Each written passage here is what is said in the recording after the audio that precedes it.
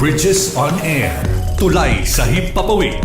Panagsanib na puwersa ng PBS Radyo Pilipinas World Service at Commission on Filipinos Overseas. Magsisilbing tulay sa himpapawid para sa Filipino diaspora. Dala ay balita, impormasyon at serbisyo publiko na mag-uugnay sa pamahalaan at OFWs sa iba't ibang panig ng mundo. Bridges on Air. Tulay sa himpapawid. Tampok din ang mga Pilipino na nagbibigay inspirasyon, kampyon ng kultura, tradisyon at katatagan ng Pilipino sa kapwa Pinoy saan man sa mundo. Bridges on Air. Tulay sa himpapawid. Dito sa Radyo Pilipinas World Service.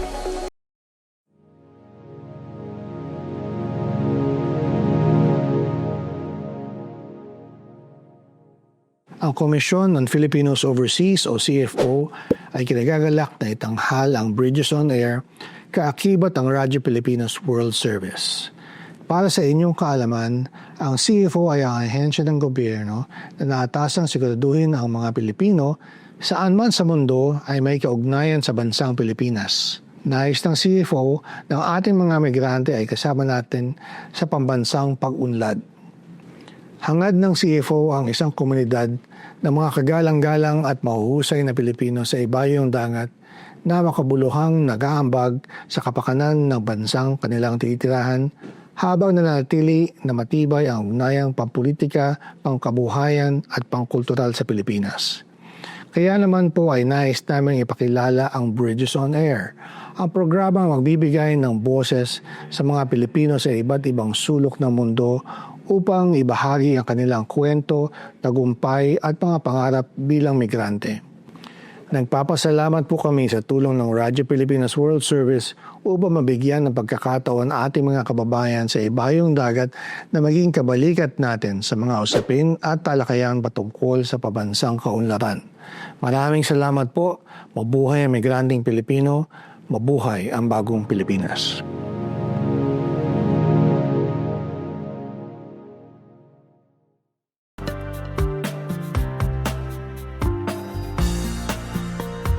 Muli po isang pagpalang pagbati ngayong araw na ito at welcome na naman sa isa pang edisyon ng programang Bridges on Air. Atid po sa inyo ng himpilang Radyo Pilipinas World Service. Ang programang Bridges on Air ay isa pong collaborative effort sa pagitan ng Radyo Pilipinas World Service at ng Commission on Filipinos Overseas. Ako po yung lingkod, Ray Sampang, kasama pa rin of course mula sa po. Po para sa Commission of Filipinos Overseas. Tapos katuwang ito rin natin mula sa ating production side ang ating coordinator sa panig ng Radyo Pilipinas World Service, si Ms. Steph Vicente. Pagbati na rin natin of course sa Sir Ares kay Secretary Clink Ang ng CFO at sa lahat na bumubuo ng Commission on Filipinos Overseas. Anyway, talaga naman ano po at para sa edisyong ito ng Bridges on Air, antabayanan po nyo yan sapagkat sa ikalawang bahagi do sa ating Pinoy Ako segment, medyo interesting po ang guest natin. Taga Munich, Germany. Yeah, taga Munich, Germany. Para naalala ko tuloy yung pag sinabi mo German, naalala mo yung martial artist, Pinoy martial artist na si Ramon Zamora, diba? Si Sprackenheit. Tayo na lang yata nakakaalala. Ewan ko kung kilala pa ng mga bata ngayon kung alam nila yung pinag-uusapan namin. Hindi nyo alam yun. Si Ramon Zamora. Yun ang Philippines version of Bruce Lee. Tama ba? Bruce Lee o Jackie Chan? Bruce Lee, di ba? Kasi mga 70s yun no? Pero yung kanya kasi may halong action tsaka comedy. Yan, okay. Naalala ko lang yung Germany. Okay. Anyway, pero kami dalawa ni Sir Aris nyo, kilala namin si Ramon Zamora. Anyway, so taga Munich, Germany yung ating Pinoy Ako segment. Sa katauhan niya ni Miss Sarah Kemble. So, antabayanan niyo po yan kasi napaka-interesting po ng pag-uusapan natin. Pero bago tayo dumako kay Miss Sarah Kemble, siyempre meron tayong CFO correspondent for today, Sir Ares. Sino ang ating CFO correspondent for today? Ang ating CFO correspondent ay taga Project Management Division ng Commission of Filipinos Overseas. Siya ay si Mara Santos. Siya ang aming isa sa mga program lead program manager ng ULEAD program ng Commission of Philippines. Yung sa mga kabataan to. Sa mga kabataan. si Marie Linda Oo. Santos. At siya rin ang boses sa likod ng mga pinapalabas dating AVP dito. Siya yung nagvo-voice over. Okay. Sige. Kaya baka naman magulat ako sa boses nito ngayon, ha? Oo, Ang ganda ang boses nito eh. Pang FM ang Pang radyo. pwede. Alright. So, naka-standby na ang ating CFO correspondent, CFO community correspondent for today sa edisyong ito ng Bridges on Air. Walang iba kundi si Miss Marie Linda Santos, Immigrant Services Officer 2 ng CFO Project Management Division. Miss Marie Santos. Marie, good day, Marie. Good day. Good afternoon po sa inyong lahat. Magandang araw po sa ating lahat at sa lahat po ng nakikinig sa Radio Pilipinas. Good afternoon po. Ako po si Mara Santos. Aba, kita mo naman yung boses, ha? Di ba? Radyo talaga. Nagtrabaho ka ba sa FM station, Marie? Hindi naman po, sir. Hindi naman po. Wala ka naman balak magtrabaho sa FM station? Medyo busy na po tayo ngayon Ay, sa ganon? unit. So, I have my hands full po pero thankful po for this opportunity na ipakilala yung ating programa sa mas maraming tao. Yan, sige. So, Marie, nasabi nga ni Sir Ares, pag-usapan natin yung ULEAD program. Okay? Kasi bilang project sa ilalim ng Project Management Division, nasa ilalim nyo itong ULEAD program Yes. na ito. Opo. So, can you please tell us, lalo yung mga nakikinig at nanonood sa atin ngayon, what is ULEAD? Ano yung programang ito? At ano ang mga main points na dapat malaman ng ating mga, lalo ng ating Filipino diaspora, lalo na yung mga younger generations natin na Filipino diaspora? Ayan po. Ang ULEAD po kasi ay galing siya sa isang naunang programa ng Commission on Filipinos Overseas na tinatawag na Lakbay Aral. So yung sa Lakbay Aral po, literal po siya na field trip. Umuuwi po dito sa Pilipinas yung mga kabataang Pilipino kasama ng kanilang mga magulang, and then they go around the Philippines and then they go around this metro to involve themselves sa iba't ibang parts ng kultura nating Pilipino. Pero nakita kasi namin yung maganda sana na dahil sila yung magiging mga leaders din sa mga Filipino communities nila as non-resident Filipinos, maganda na mas maging malalim yung kanilang involvement at kanilang understanding at appreciation sa Filipino culture. Kaya po siya na-rebrand into Youth Leaders in the Diaspora. Ang ULEAD po, isa po siyang programa na kung saan umuwi sila dito sa Pilipinas, hindi lang para puntahan yung magagandang lugar natin dito sa Pilipinas, pero para maintindihan din yung community natin dito. Kasi hindi lingid sa kaalaman natin na meron silang mga identity crisis minsan. Hindi nila ma-associate ang sarili nila bilang Pilipino or nalilito sila between dun sa dalawang culture kasi syempre po pag nag-migrate sila at an early age or doon na sila pinanganak, ang laging vision ng mga magulang nila is mag-integrate sila doon sa kung ano mang kultura meron sila sa kung saang bansa sila nakabase. Pero at the same time, habang tumatanda sila, lumalaki sila, na-identify na nila na half Filipino sila. So iba sila doon sa kanilang mga kaibigan at kasamahan na merong mga tanong sa kanila na hindi nila masagot, and hopefully through the ULEAD immersion po na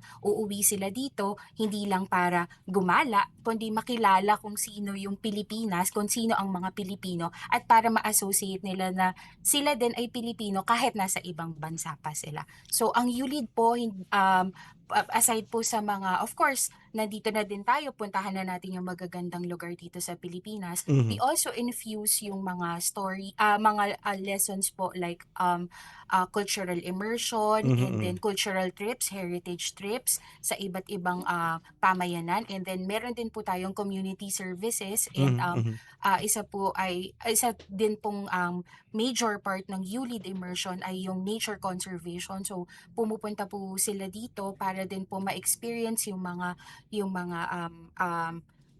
gawain sa mas mga probinsya and then salamuha po sa ating mga local communities, whether these are local communities po or ating mga indigenous groups po.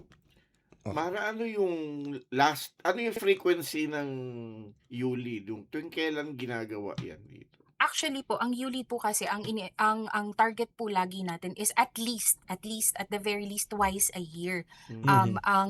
Ang pero po pag meron po kasing nagre-request na kunwari po isang partner Filipino community na ng CFO na gusto din nilang mag-ULIT yung mga bata o yung mga youth counterparts po nila, ginagawa po natin siya. So wala naman po siyang fix na 2 beses lang, tas Mhm. ganitong time lang. We Mhm. actually subscribe po sa kung ano po yung gusto ng ating mga kliyente, ng ating non-resident Filipinos. Mhm. Kasi depende din po sa availability nila. Kunwari po ang North America rather, ang kanila pong break for their students, for their youth ay ganitong season po, no? July, August, yan po. Pero para po dun sa mga kababayan naman natin na nasa Australia, ang kanila namang pong break ay December at January. So Aha. ang last po Mhm. na implementation natin was actually January lang po of Mm. 2026. Matanong ko lang, Mara, Yes po. nakailang sabihin na natin participants na kayo sa ULIT since na nag-start itong ULIT? Since nag-start po ang ULIT, we have over 300 na po na participants Mhm. for ULIT. Meron Mhm. din po dun, sir, during the pandemic is online. Pero for 2020 to 2021, kahit po nasa tayo, modular po yung naging setup Mhm. ng Mhm. ULIT. Kasi po ang gusto natin sa ULIT is not just to let them familiarize themselves but also shape them into Filipino Mhm. leaders. So, Mhm. Mhm. leadership programs naman po yung in-offer natin during those times. And then for the last few years po ay in person na po, umuwi na po talaga sila dito sa Pilipinas. Itong program na ULID, ano ba 'to? Ito ba ay fully funded by the Philippine government o meron kayong ka-partner na funding Agency. agency? Hindi po. Actually po, itong ULID po ay binabayaran po ng mga participants. So may Hmm. participation fee po tayo dito.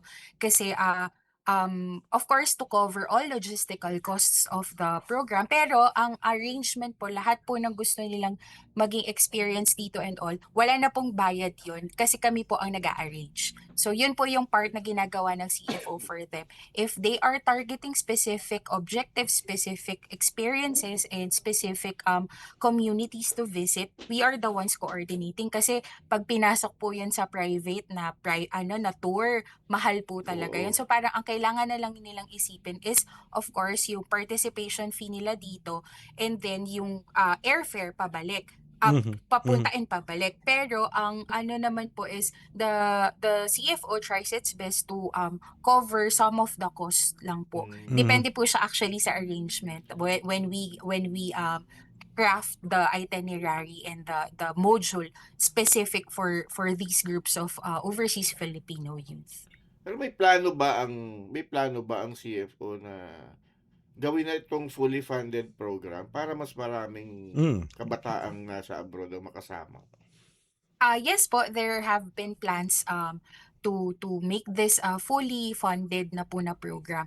Ang medyo ano lang din po kasi siya tricky kasi syempre marami po tayong mga ibang bagay na baka mas need ng pondo natin. Pero ang CFO po tries its best na makover po yung some parts of the cost. So ganun lang po muna yung arrangement niya for now kasi po baka din kasi since public funds po siya, baka po kasi isipin, bakit magbabayad pa tayo ng taxes para lang makauwi sila dito sa Pilipinas? Baka mas maganda pa yung buhay nila. Medyo may mga ganong Mhm. concern po. Mhm. Pero Mhm. what we try to preserve and what we try to promote in ULID is that ito po kasing mga batang ito, meron po silang capacity to help Mhm. and then to continue to be nation builders kahit Mhm. nasa ibang bansa sila. Mhm. As yung mga nai-interview po natin sa Radyo Pilipinas, they are contributing members of society kahit nasa ibang bansa na sila. Alright. So yun yung gusto nating vision for ULID participants is that ma-spark natin yung interest nila about the Philippines, about the Filipinos, and then give back in any way they can. Mm. So yun po, Ako, unfortunately po, hindi pa oo, po siya, pero that's a long-standing dream po dapat of the dapat CFO. dapat mapondohan ng CFO. Mm. Dapat we have to get the attention of Congress Mm. para mapondohan yung programa na yan ng CFO. Kasi alam mo, Marie at saka Ares, I would rather fund programs like this. Kung ako mambabatas and I have the funds, I would rather fund programs like this kesa makita ko yung mga bata na namamaril sa eskwelahan. Di ba? Diba? Kesa sa naglalaro ng nasasayang yung oras sa anong tawag doon? Roblox ba yun? Oo, Roblox. At saka yung ano ba yun? Ano ba yun? Gore ba yun? Anong tawag nila doon? Gorebox Kasi ang nilalaro po. lang namin kasi Marini, Aris noon, Pac-Man, tsaka ano, Space Invader. Space Invader. Oo. Yun lang ang nilalaro Pero namin noon. Mara, yung kayo ba ay may nagkaroon na ng pag-uusap ng National Youth Commission tungkol dito? Dahil sila ang dami nilang proyekto na parang pareho lang din ng ULID, mga lakbay-aral type. Ayun, baka pwedeng ano yun. Meron na ba kayong ginawang pag-uusap with the NYC? Yes po, dati pa pong long-standing partner ang NYC. Ito lang po kasing mga after the pandemic, after the pandemic lang, medyo nag-fizzle out lang po yung communications about it. Kasi nga po, ang manner po ng paglapit ng participant sa amin is yung Philcom group. So, minsan meron silang mga specific, syempre po sa NYC, meron silang specific timelines na sinusunod. Yun po yung challenge sa kanya since tayo po ay naka-ascribe sa schedule po ng ating mga kliyente, ng ating NRFs, kung kailan po sila available. Hindi talaga natin sila maipasok basta-basta dun sa mga programs ng NYC. However po, with the USEC's attendance to the 2026 Filipino Diaspora Summit, ni-revive po namin yung talks na paano po ba natin mas magaging mas coordinated po and then mas pasok doon sa mga programs na existing ng NYC para din po mas marami din yung network na ma-build nila kasi isa din po bukod sa discovering themselves, yun din yung gusto naming mabuo sa kanila yung magkaroon sila ng connection sa Philippines. So whether it's through the local communities that they visit or yung mga makakasalamuha pa nila na same age groups, mas malaki yung chance na mas gusto nilang bumalik at mag-contribute here pag nakabuo na sila ng sarili nilang network. Alright. With that, Marie, maraming salamat sa oras sa pinagkaloob mo sa amin. Thank you very much for joining us on this episode of Bridges on Air. Aris. Thank you, And thank you. Sir Ray, maraming Sigurado salamat ka, ayaw po. mo magtrabaho sa isang FM station. Okay na po ako, sir. Busy po ako sa ULIT. Pero thank you so much po. Sige. Bakit ko ba sinabing dapat ponduhan? Dapat pala yun. Anyway, thank you very much, Marie, Salamat for po ng sharing marami. sharing your experience, kung anong ginagawa niyo sa ULIT, lalo na dun sa mga generations na ito, bagong generations na ito ng Filipino diaspora. Thank you very much, Marie. Thank you po. Yan, si Marie po. Naku, talaga naman si Miss Marie Linda Santos, ang ating Immigrant Services Officer 2 ng CFO Project Management Division. No? Lalo na pinag-uusapan na ULID, yung ULID program. Maganda pala Ganda yan. ng programa na Ganda yun. yan. Kasi nung last nilang program, last January, Mhm. talagang tuwan-tuwa yung mga Filipino-Australians yung nagpunta dito. That's nice. Meron silang interaction with indigenous people, People. yung mga ATAs. Oo. Di tuwan-tuwa sila, nakita nila yung mga indigenous talagang people natin. Nakipamuhay sila doon. Tumira sila doon. Pumunta sila sa Wow, Zambales. talaga. Okay. Nagpunta sila sa mga communities dito. Pumunta sila sa palengke. So, Para makita talaga nila yung tunay in-immerse nila yung sarili nila. that's Paano ba ang pamumuhay dito? sa Pilipinas. That's good, no? Maganda yan, okay. Sana nga sana nga mapondohan talaga. Yung talagang pondo na talaga nakaalat sa CFO. Okay. Doon dapat binadala yung pera ng Hindi yung gobyerno. kung saan mga flood control project na Anyway, pero hindi pa ho kami tapos ha. Meron pa tayong second portion, may segment pa tayo, Pinoy Ako segment. At tulad ng sinasabi namin sa inyo ni Sir Ares, antabayan niyo to kasi very very interesting din ang magiging usapan natin dito. Yung Pinoy Ako segment, ang ating kababayan mula sa Munich, Germany.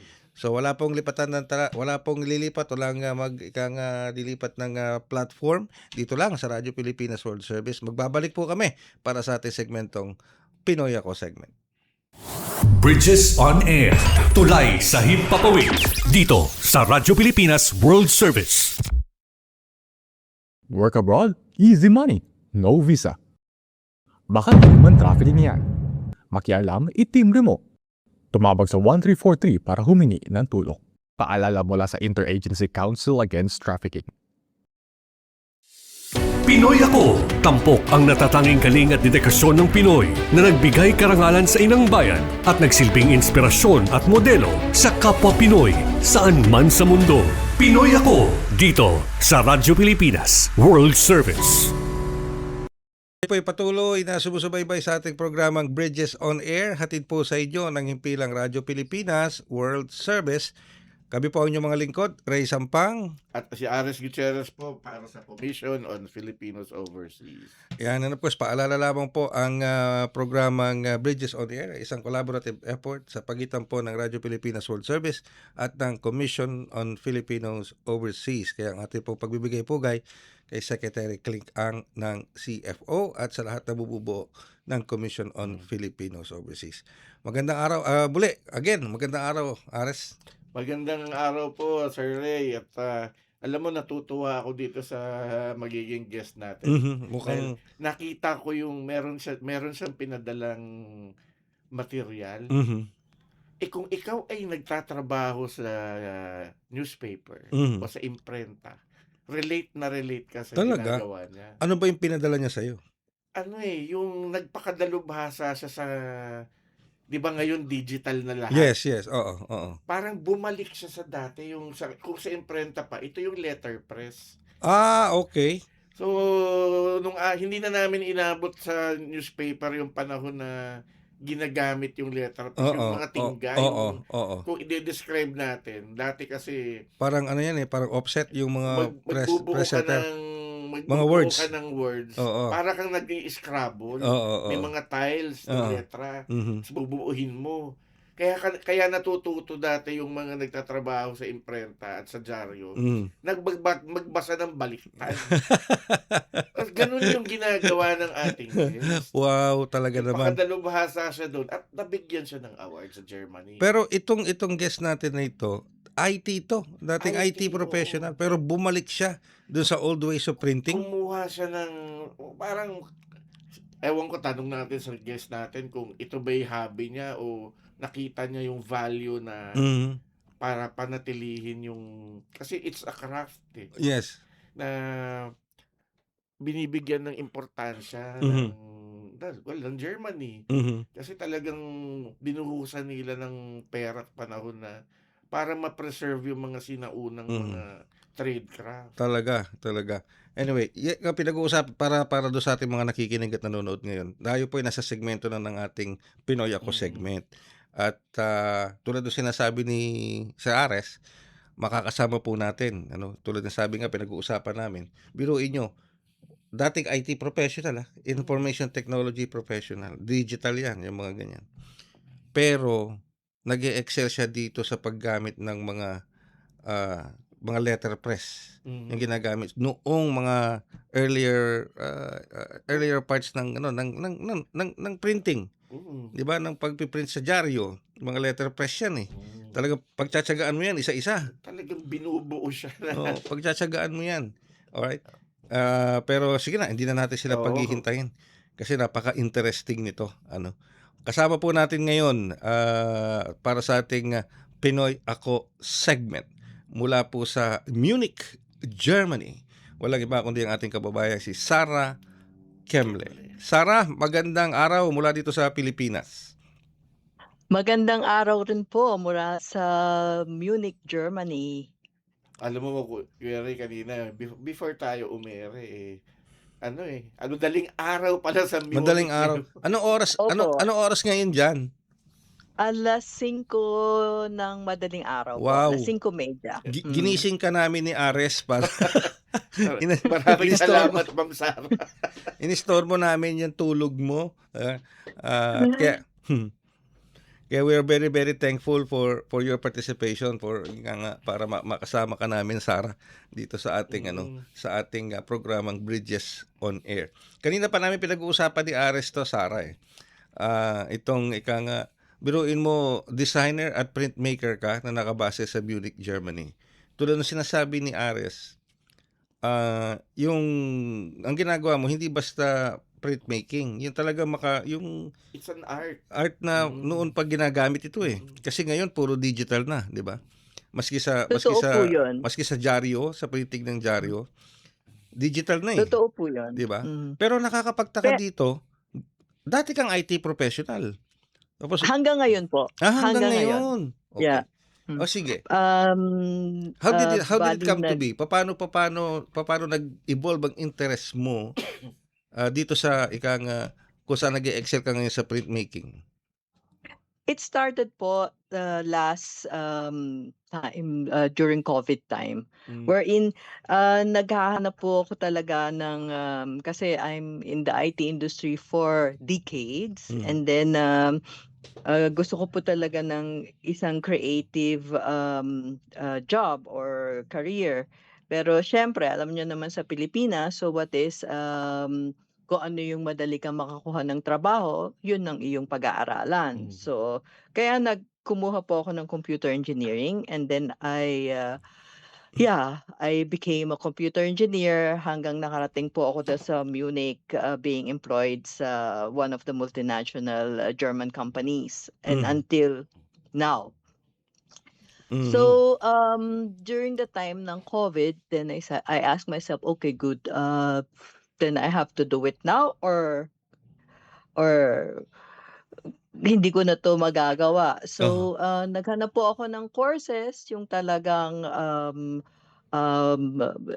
it's in Germany we have it may tinatawag po na Ausbildung. Yung tinatawag na it's pwede kang mag-aral ng part-time. Mhm. So nakahanap po ako ng course in design. Mhm. Ang galing po ito sa Academy for Gestaltung and Design or Academy of Creation and Design Mhm. na under ng Chamber of Crafts ng Mhm. Munich, Germany.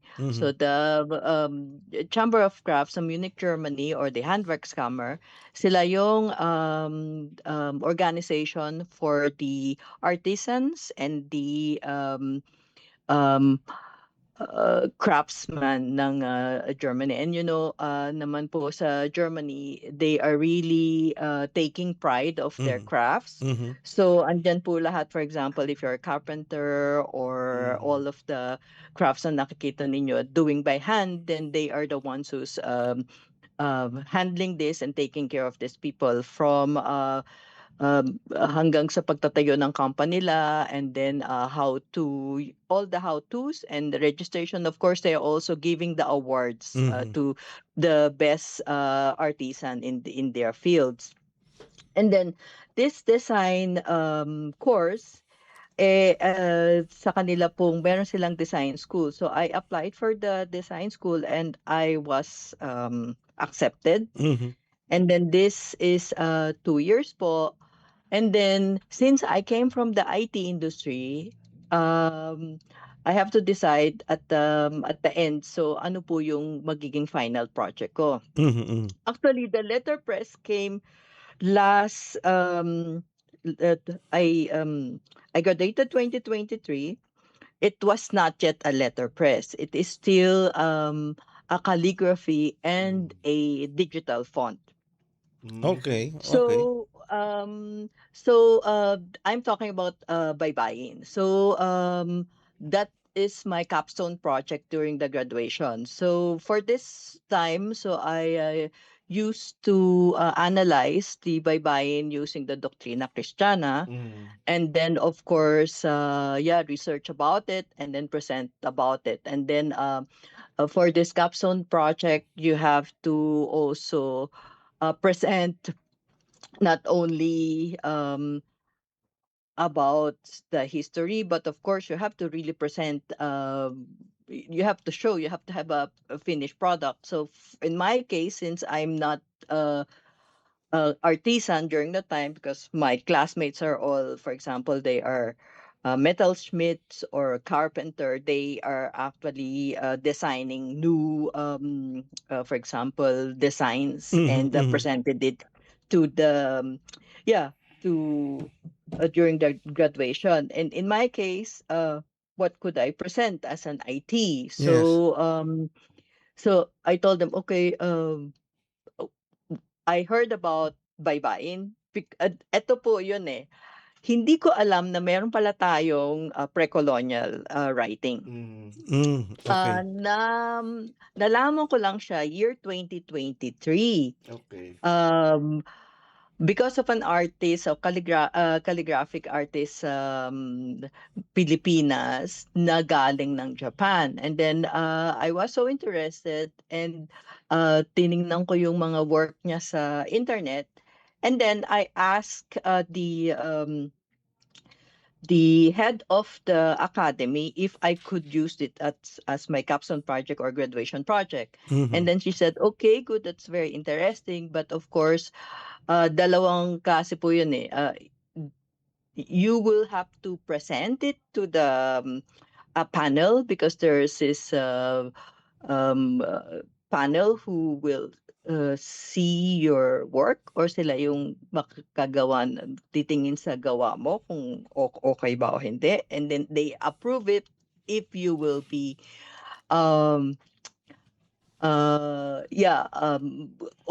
kung okay ba sa Okay, design alright. or whatsoever. And then there will be a final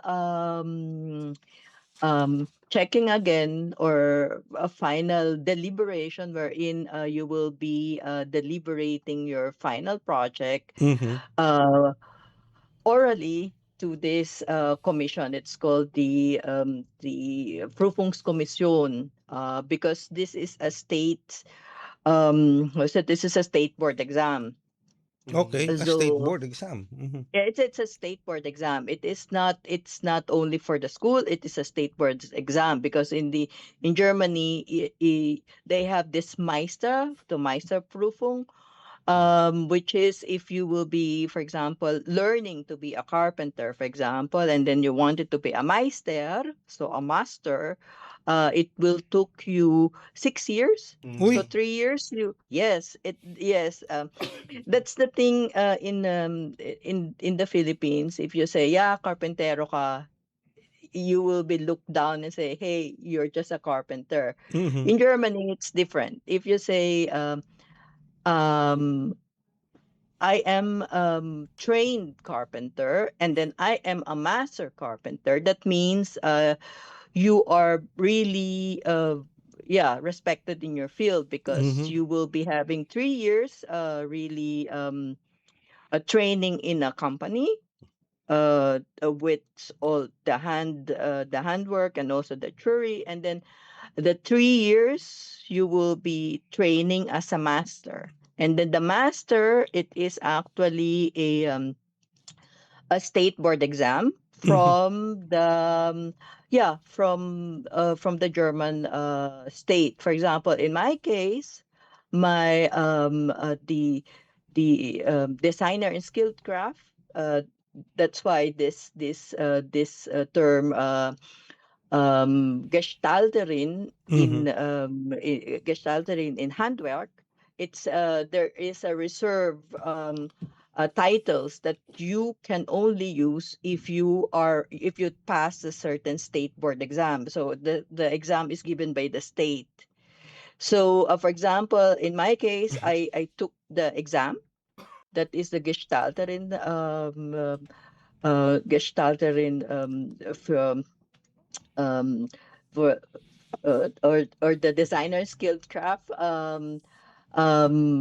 state board exam given by the Bavarian state, and then if you pass it, then you have the title, and if you have passed it, and if you topped it, then you get the award Meister Prize. Wow. So and then the Meister Prize is given to those best graduates in the state. So this is not only from the school, but coming from the state of, for example, in my case, state of Bavaria. So here in Germany, having a vocational course and getting a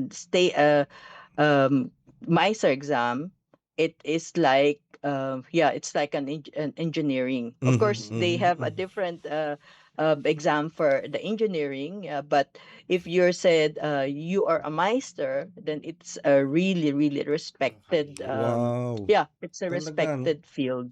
Samantalang Yeah. dito sa Pilipinas, ang mga karpintero dito halos naghahanap ng talagang pilit na naghahanap ng trabaho to the point na nag-a-abroad pa, Miss Sarah. Yes. Uh, Yun po. That's why yun nga ho ang nakikita ko na it's kung siguro magiging ganyan sa Pilipinas, which I see na ang ano ng Pilipino, magaling tayo sa gawang kamay, magiging mas maganda po yung buhay ng mga ano natin, ng mga handworking natin. Kasi dito po kasi there are companies, if you have a company, you cannot open a company if you don't have a Meister or this uy. master people. For example, in the field of construction, you have to have a master, for example, master builder, Mhm. together working with your engineers and architects, because Uy. they are the ones who really do it by hand. And I know that because my father-in-law, he's a Mhm. Meister, Uy. master builder. Yeah, and then without him, the company cannot operate. Yeah, Mhm.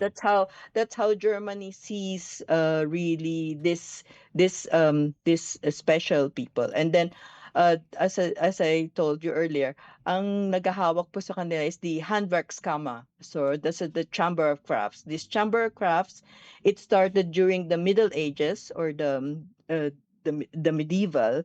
It started taking care of these artisans.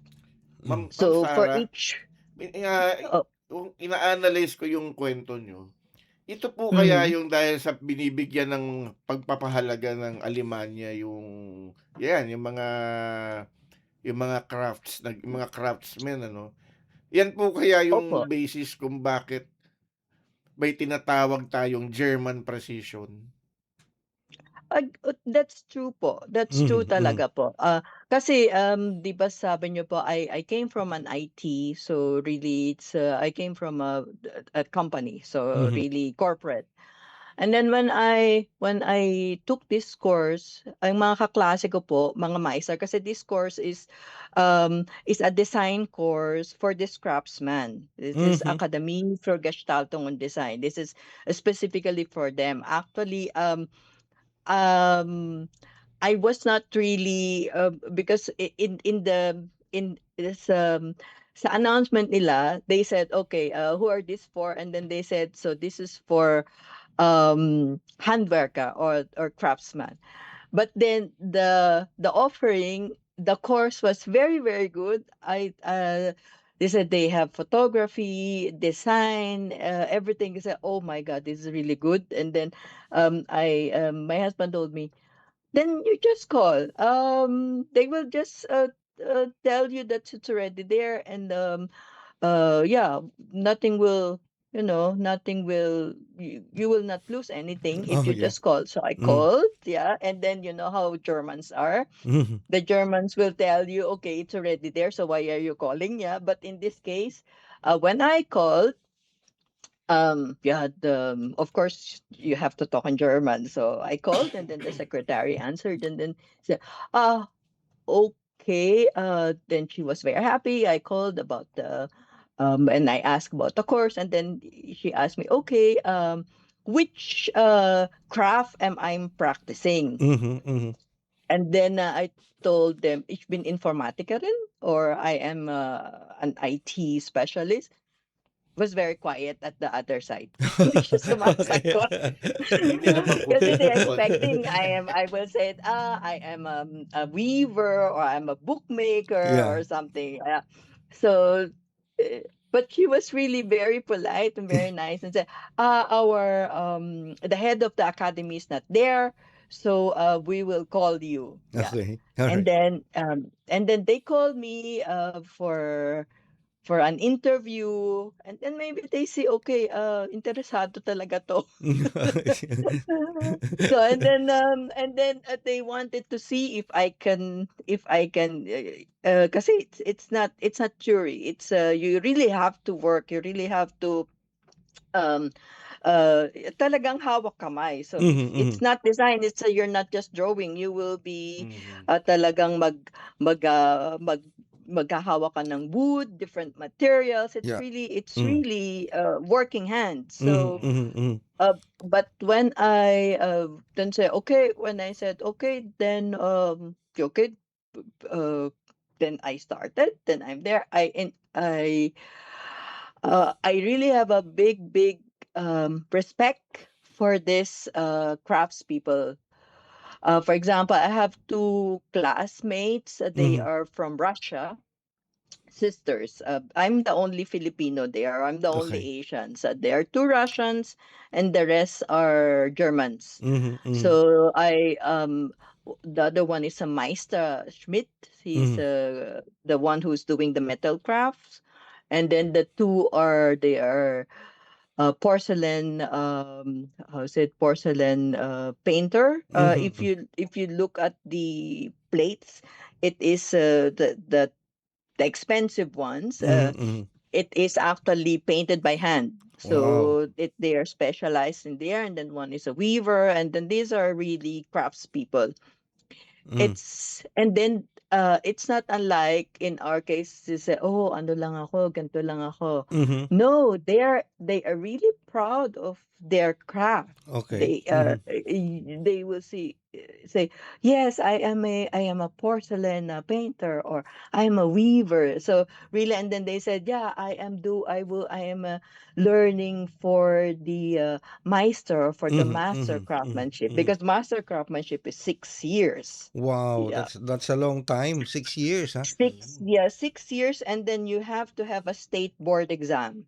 Grabe. Uh, Parang yeah, parang Matindi that's sa that's bigas siya. that's how yeah that's how Germany is having their master craft. And then and why they need the master, because they need the master because only the master can teach.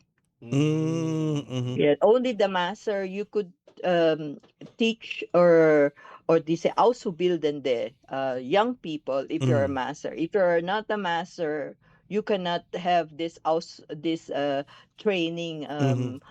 what you call the training craft. It's actually it's if you're there, you will definitely respect them. I have a very very big respect for these people. Kayo po ba, So ma'am, naabot niyo na yung level na yun? Or going um towards that direction pa kayo? Um, in my case, I could say I did it more on the other, not the direct way, but more on the side. Because Mhm, number one, I'm still working now. I am actually lessening my working hours so that I could uh, do more of this letterpress. So mhm. transition to the creative path. So slowly, but of course it's I have my target years. So in my case, what happened is I took this, and then I took the state board exam. Okay. The state board exam is for the designer in handwork, or the gestalter in handwork. So I am now a state certified gestalterin in handwork by the Handwerkskammer Uy, München and Oberbavaria. okay. And then not surprisingly, but I really don't expect. I didn't expect that I will get the Meister prize. Yeah? Mm. Yeah, really? Mhm.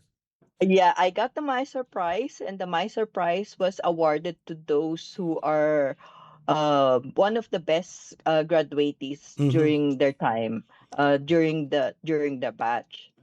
Wow, wow. Ma'am, ang tanong ko And sa I inyo, ma'am, is nabanggit nyo kasi na wala kayong knowledge tungkol sa baybayin until you discovered it through Yes. sa internet. Yes, So, yes. itong ginagawa nyo ngayon, ito po pa ay kayo parang kayo yata ay naging speaker sa isang baybayin summit dito sa Pilipinas. So, nag-a-align Opo, na po ba yung ginagawa ninyo sa efforts na ginagawa dito na kasi may parang may kampanya na ibalik uli ang paggamit ng baybayin. Baybayin.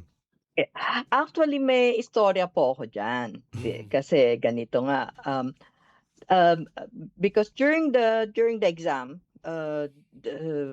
for this state board exam, your capstone project, your final project, they will see, okay, good, your project is okay, it is accepted by the board, because your project should be accepted by the examination board. The examination board is, these are 6 panelists, which is all meisters.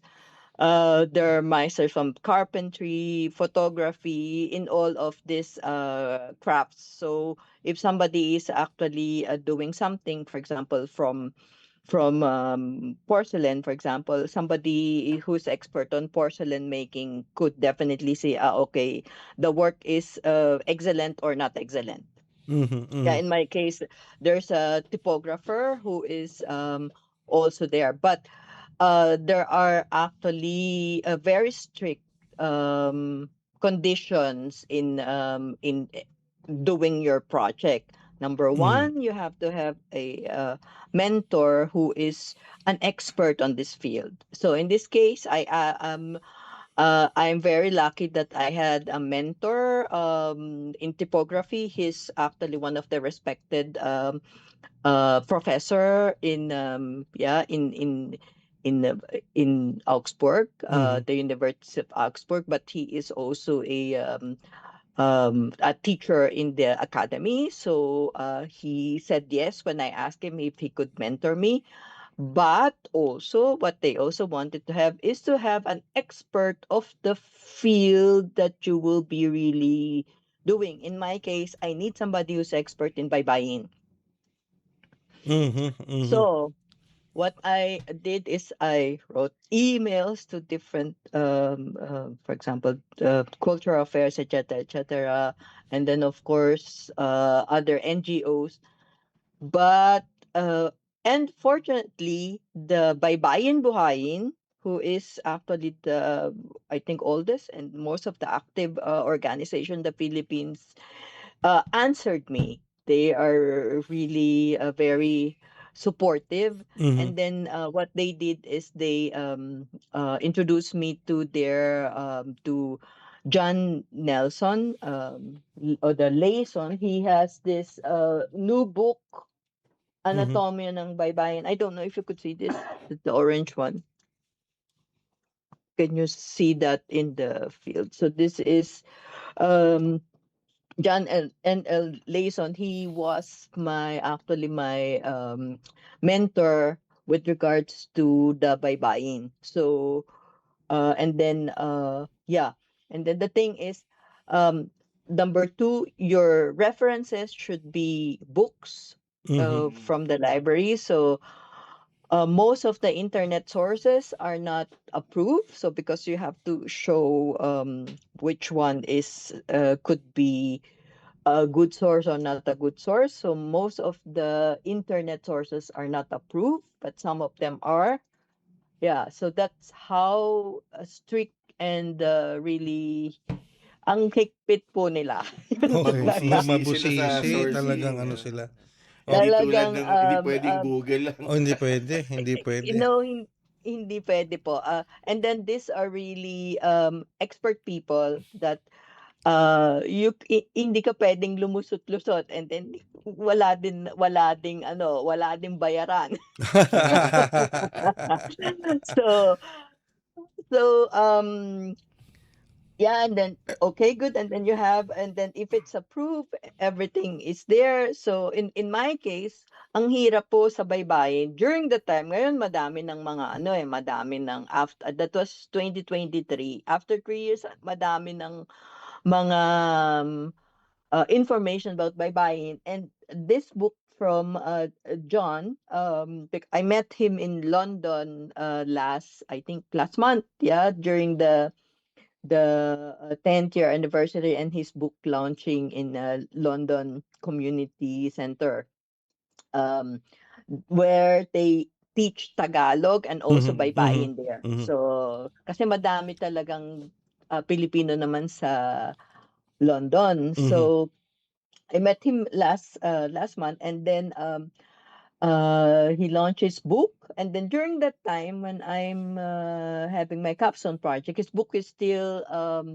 in as it's a paper. It's still a paper. It's not yet a book. But then they granted me or to use it as one of my references, and of mhm, course mhm, they ask, okay, who is this, they would ask, okay, who is this Baybayin Buhayin, yeah, who is this people, yeah. So really they will really scrutinize who that your mentor or the people who are your teaching you to do this mhm. with your project, they are qualified to do so, Yeah, yeah. okay. All right.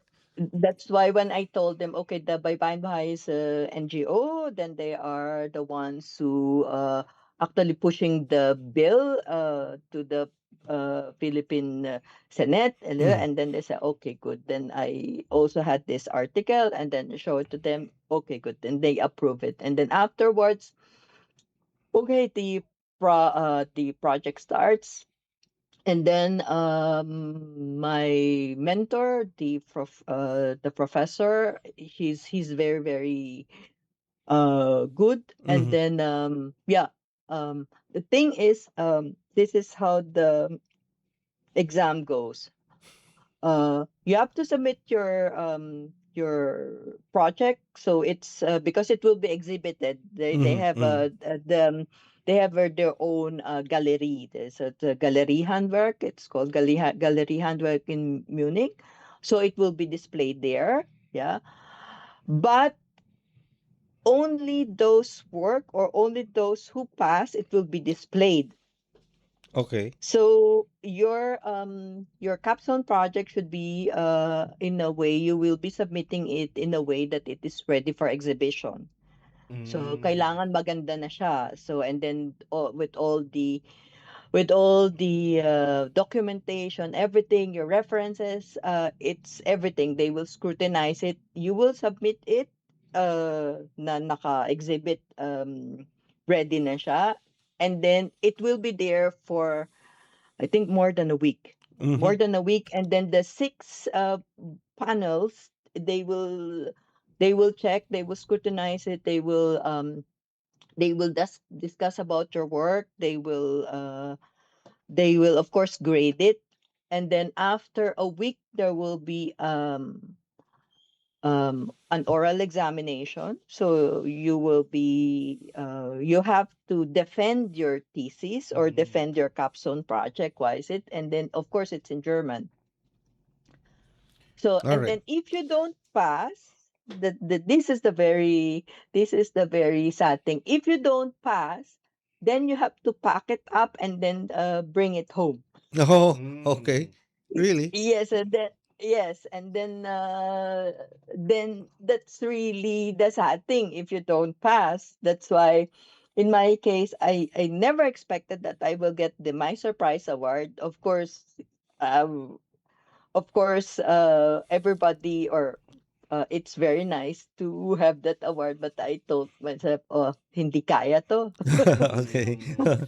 Kasi and then of course the examination is in German. You cannot yeah, because my mentor told me, Frau Kamle, maybe you could ask if you could have the examination in English so that it's better. Then I asked, and then they said no, It's- exam will be in German. well, Mm. strictly in German. Strictly in Yes, German. Oh. strictly in German. Strictly in German. You have to then they have questions. The questions is okay, why did you use this? What color did you use this? And then in Germany in design you have, they said, the gute form or the good form. Mhm. Uh they asked me, how did you know that your font or your characters are in good form? Mhm.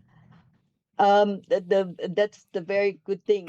My mentor, he is actually a very respected person when it comes to typography, and he's very good, and he's also respected when it comes to the Gute form.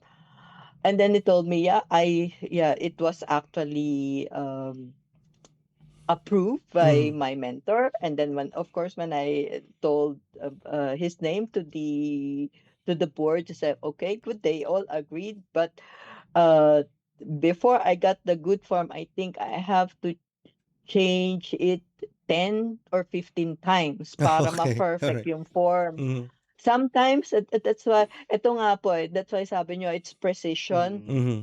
They have a trained precise eyes. Yung Hmm, hindi mo nakikita, tatanungin mo, bakit mali? Sa hmm. kanila yon isang tingin, ito, Alam na ito, nila ito, kaagad, ito. alam na nila Alam na kaagad. nila agad. Alam na nila agad. They are trained to have this precise eyes. And I think yun eh. So if you are there, I think 6 years really doing this, and then having this very strict state board exam, you have to have it. Wow, okey. Pero Miss Sarah, Yeah. uh, I'm just going back a little bit, Mm-hmm. uh, especially yung I know alam namin ni Ares na you have become so successful, in Germany, especially with all of these achievements that you're talking about, you're presenting to us, Mm-hmm. and we are very, very proud of Thank you po. what you have achieved. But Mm-hmm. let me just go back to your roots here in the Philippines. It says Mm-hmm. here that you pinanganak ka sa Pilipinas, lumaki ka sa Pilipinas. So, where exactly uh, ang pamilya mo dito sa Pilipinas? Where did you grow up here in the Philippines? Ano po ako, I'm from Cavite City. Mm, Caviteña po ako. mhm, So, ang father ko po is, pamilya po ng father ko is from Maragondon, Cavite. I don't know if this is a very Maragondon. historic area. Yeah, yeah. That is where you could Bonifacio. say Bonifacio. Yes, Mhm. the family of my father is from Maragondon, and my mom is from Leyte. So you could see I'm a Caviteñang Waray. Oh, yeah, yeah, yeah. Matapang 'to, Haris. Sabi nga nila, Malakas kaya matapang pala, 'to. malakas ang loob nito, Kaya pala, Parang Kabitenyang Waray. merong renaissance Ik ng history particularly sa Maragondon, kasi yung isang naging guest natin sa serbisyong mm, CFO, yun naman ang Mm, mga arts and craft naman yung yun din, pinopromote yun din. niya sa Maragondon. Yun. mhm. Kaya pala never say die attitude 'tong si Sarah, Mm. Kabitenyang Waray pala ito, eh. Oo. Pero Ma'am Sara, yung Hmm. ginagawa po ninyo ay napakalaking bagay ito para sa muling pagbuhay ng baybayin, ano. Pero paano po ba sa tingin ninyo, ano po bang dapat gawin para mapalaganap yung paggamit ng baybayin? Kasi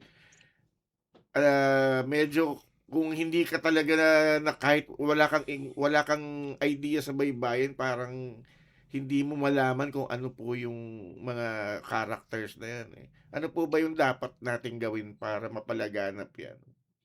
Marami po akong naririnig diyan kasi miski dito yung, merong mga ibang Pilipino sa, hindi ako maka-relate, Mhm, tsaka mhm. sinasabi nila, pang-mayaman lang 'yan. Kasi Gano'n. siyempre, yung sa atin ang kultura, eh, parang, ano 'yan, mahal 'yan, Mhm, ganyan, mhm, ganyan. mhm. Ang sa atin lang po is, sa ngayon, madami pong mga references, especially sa internet. And then of course, kung magbasa lang po tayo, and then, uh, follow po natin yung, talagang, So knowledgeable sa baybayin. And then of course, for example, 'pag may mga webinar po tungkol sa baybayin, then puwede po tayong mag-participate. mhm.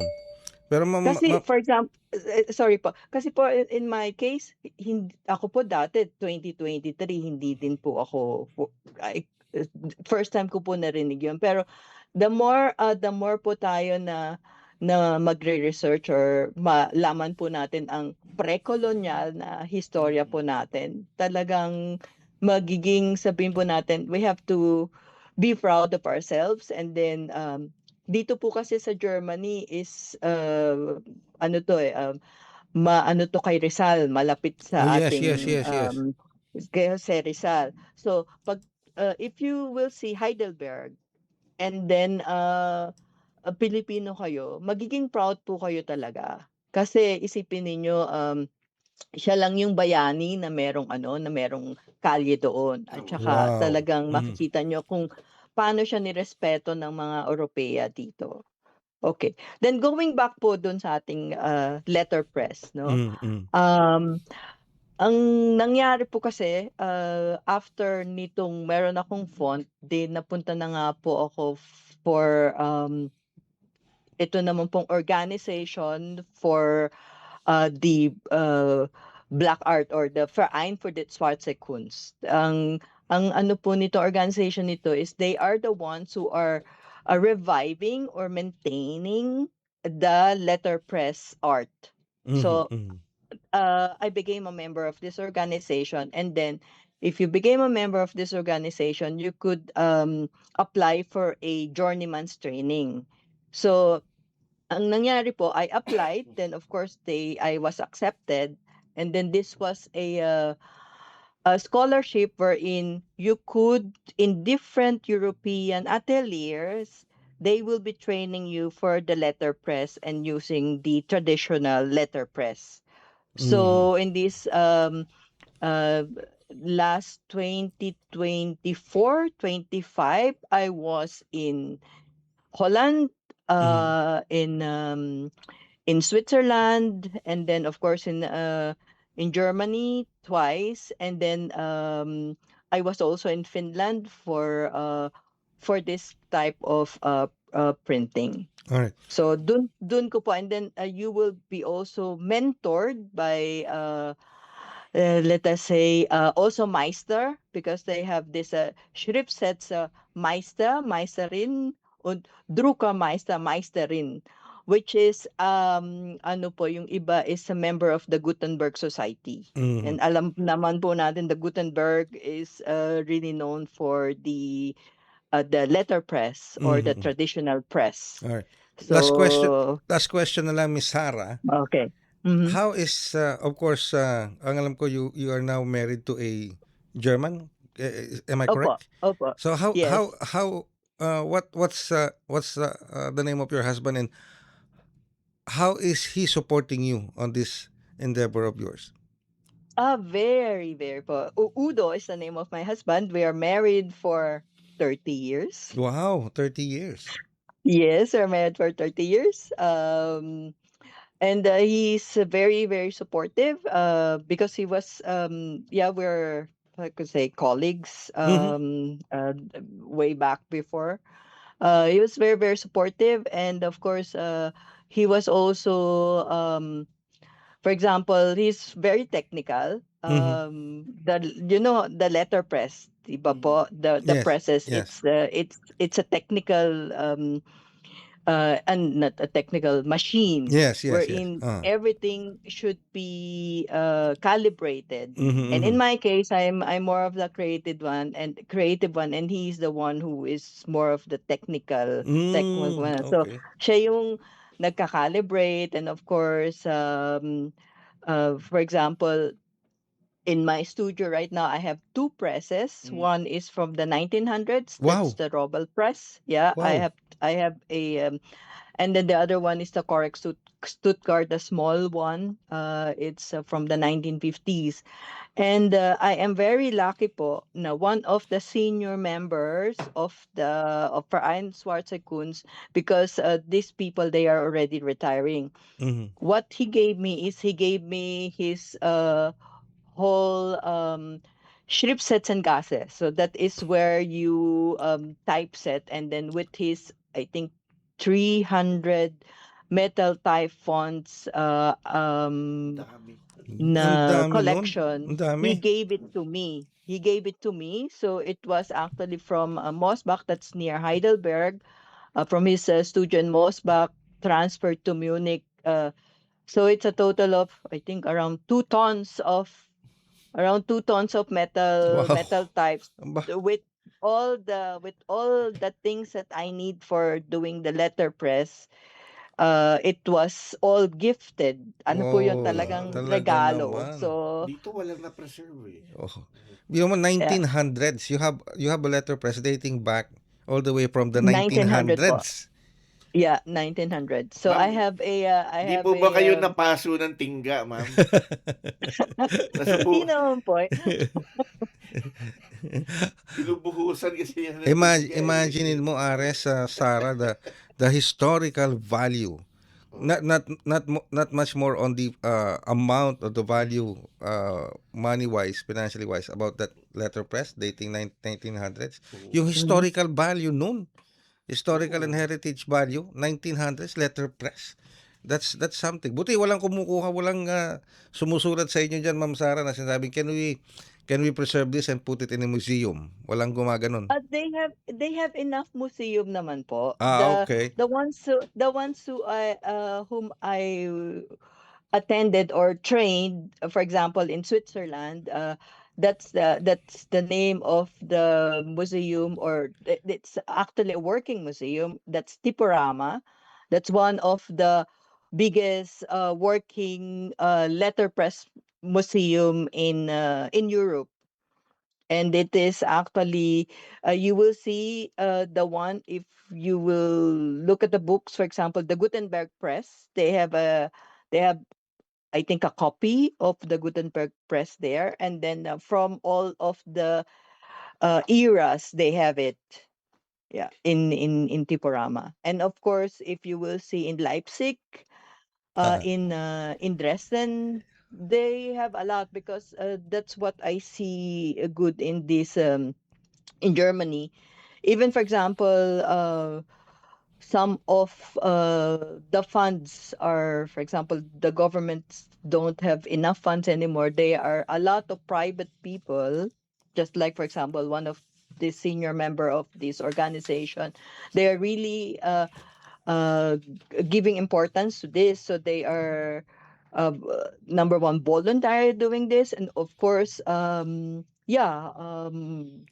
also helping financially to maintain Mm. these machines Mm. and the art of letterpress. Okay. And with that, Miss That's why Sarah? Yeah. po they are also teaching. That's Wow. why may Mm. question po kayo. Yeah, all right. Well, gustong-gusto pa namin pahabain sana ni Ares, because Oo. Mhm. this is it's getting more interesting Oo. the more that we get more information from you.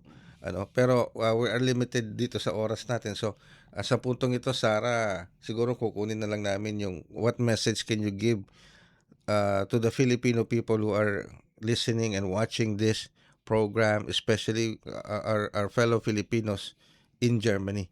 Go ahead, Sarah. My message po to our fellow Filipinos is, be proud of being brown. Mhm. So, and be proud of being a Filipino. It's not because they say,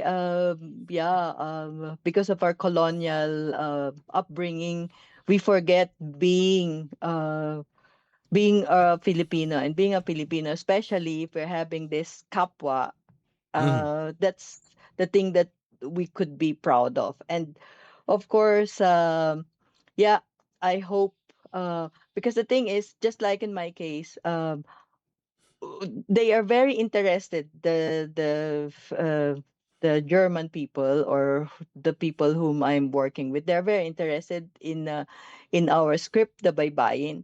So if the other countries, or Mhm. for example other nationalities are interested, why not you?